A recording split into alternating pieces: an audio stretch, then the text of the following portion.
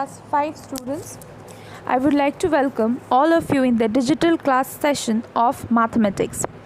Now today I am going to continue with that same chapter which I already started discussing in your previous classes, that is concept based on another branch of mathematics, that is algebra. So let's proceed forward with this topic further, but make sure that you're paying attention in class in order to get the concepts absolutely cleared. Okay, so let's start. So today's first topic of discussion will be the characteristics of a coefficient, or in simple terms you need to know what is a coefficient. So a coefficient is a factor of a product. Coefficient can be a constant, a literal number, or a product of the two. When a coefficient is a number, it is called numerical coefficient, and when it is a symbol, it is a literal coefficient. Now I'll explain you with the help of an example. See the 4x, this is your term, so how you will be knowing that this is the coefficient? See, 4x is the product of a number. Obviously 4x is the product of between two numbers. Two numbers means between a number and another one is a literal number, because x is a variable. So what is those? What is that? So product between 4 and x, so it's a product of a number 4 and literal number x. So in 4x, constant 4 is going to be the coefficient of the variable x. Okay, so this is called coefficient. So now let's move into exercise 9c. So question A, exercise 9c, which is given on page 111 according to my textbook. Okay, now it can differ according to your textbook, but make sure that you are also solving exercise 9c. So write the following in product form. See, so the first question is PQR, so you have to show this PQR in product form. So how you are going to show them? See, simple product form of PQR, you have to just show that P multiplied by Q multiplied by R. So P into Q into R, this is the product form of PQR. Okay. Now question number 6, 3P square R minus 4Q square R. Okay, so this is your question. So how you are going to represent this?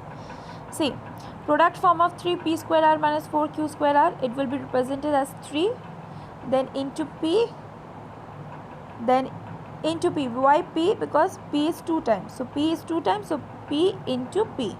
And R is only 1 time. R is there, so 1 time you have to write R. So 3 into P into P into R, you are going to get 3P square R. Then minus 4Q square R. So you can write 4 as 2 into 2. Okay, so that only is printed 2 into 2, 4. Q 2 times, so Q into R. Okay. So now let's move into question B of that same exercise. Write the following in base index form. So your first question is 7 into A into B into B into B into A. Now first let me tell you, base means the number or a variable without which the sum cannot be proceeded forward. So that is your base. Base means an important thing which you cannot remove. So similarly the base of the sum is what? These variables and this constant number. Okay, and index means if a particular number is multiplied for many times, what is the number of times it has been multiplied, that can be expressed as a form of a power. So that is called index form. So both together are being known as base index form. So I'm showing you how you are going to write this. See, 7 is 7, so you have to write 7. A, see how many times A has been multiplied? 1, 2. So if you multiply 2 times, you are going to get as A square. Okay, so just write that power at the top. And B is the base part, you have to write B. Then you have to find how many times? 1, 2, 3. So just write the power 3 at the top of B. Okay.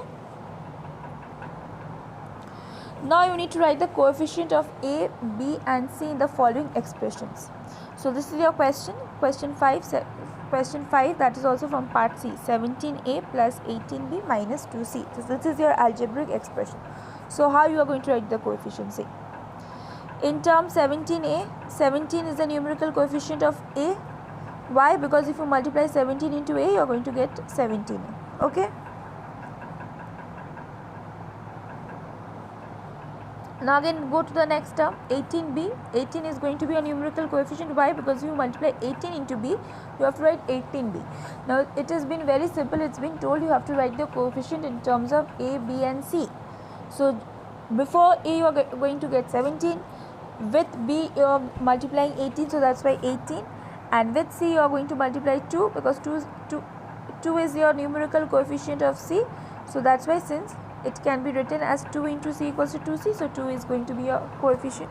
Now I have been very much specific, so that's why I used the term numerical coefficient, but if you write coefficient, that will also not will not matter, because in this question it is only been told that you have to write the coefficient in terms of a, b and c, but for convenience purpose I have used the term numerical.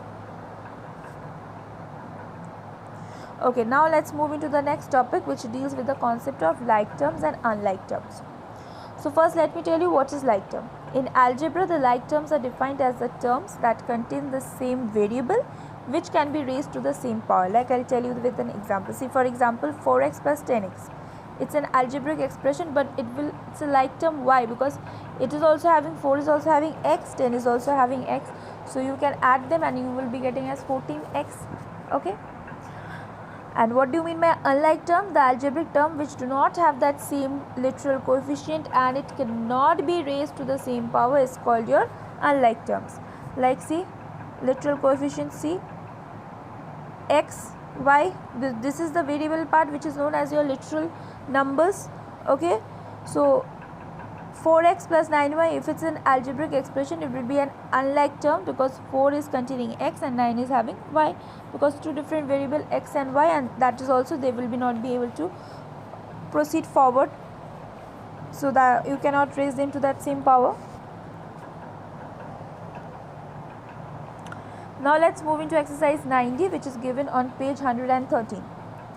See, you have to pick out and group the like terms. Okay, so I have solved the first one for you, 7x, 8y minus 3x minus 5y and y.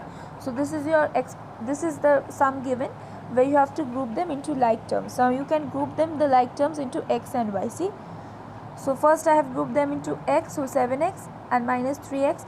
Now you will be writing the way it is given in the sum. So see, I have mentioned the negative operator, or you can say I have mentioned the negative sign, because how the sum has been given, I am also representing that way. Now over here it doesn't matter whether it's positive or negative, but you have to mention them, that's it. Now like terms for y, 8y minus 5y, or don't forget to put this punctuation mark, you have to put the commas. Okay, so minus 5y and y. Okay, so now let's move into the next sum, that is question 2. I'll read out the question for you. It's been told 6xa, 4by, 2ac, 3yb, 2x minus 2xa and minus 4by. So now how will I group them? Xa, so like terms 6xa and I have minus 2xa. Okay, another like term will be 4by, minus 4by, and another one will be 3yb. All these will be three terms are being like terms. Only the one which is not a like term and which will be left alone, that is 2ac, which is an unlike term. Sorry, if you have compared all of these. Okay,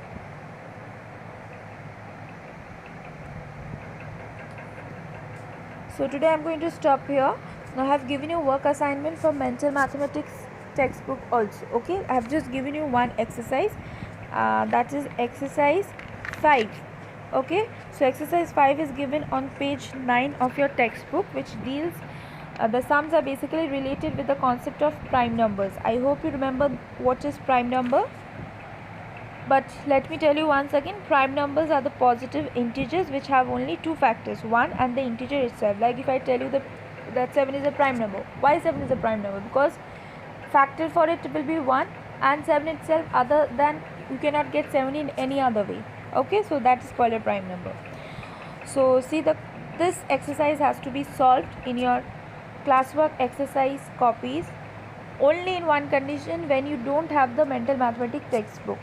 If you're out of the station, if you don't have your mental mathematics textbook, so that's why I have shared the picture with you. And those who don't have the mental mathematics textbook, then only you will be seeing this picture and you will be trying to solve these questions in your classwork exercise copies, and those who have their books, they will be solving directly within their books only. They will be solving within their books. Okay, so I'll read out the question. First, write the correct answer. First question is write 2 numbers after 37. Second question, write 5 prime numbers ending in 1. Third, circle the prime numbers.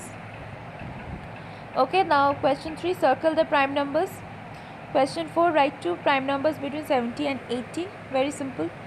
5, write the first 3 prime numbers. 6, every prime number is odd except dash is the only prime number between 113 and 131, so find out which one. Write 2 prime numbers just after 3. Question 9, smallest prime number less than 50. Find out. Write 2 prime numbers after 37. Okay.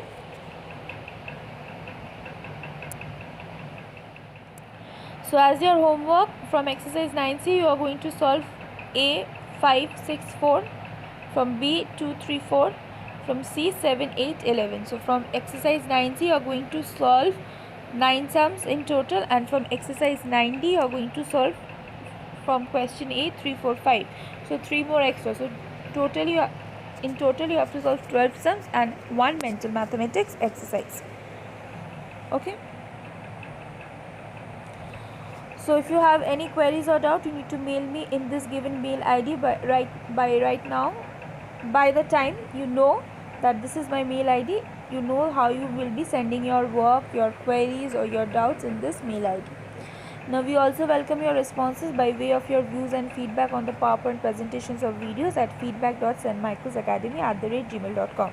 So if you have any feedback, you need to send your feedback in this mail ID, and this mail ID should be used for sending your doubts or queries or any problem related to the subject content. Okay, so thank you and have a great day.